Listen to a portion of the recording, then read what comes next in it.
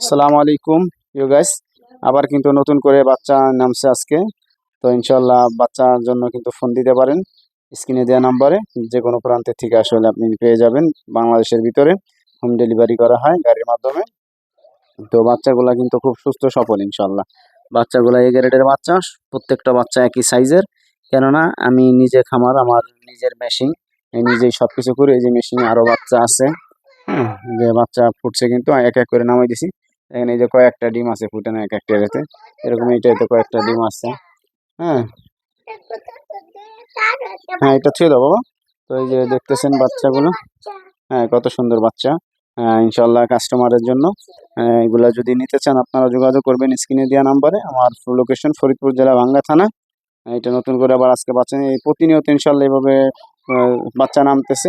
আপনারা চাইলে স্ক্রিনে দেওয়া নাম্বারে যোগাযোগ করবেন। দেশের যে কোনো প্রান্তে হোম ডেলিভারি করা হয় ইনশাল্লাহ।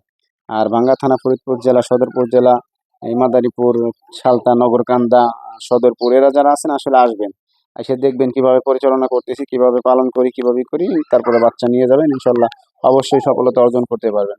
ফার্মি মুরগির খামার করে যদি সফলতা অর্জন না করতে পারেন তাহলে কোনো খামার করে আসলে সফলতা অর্জন করতে পারবেন না।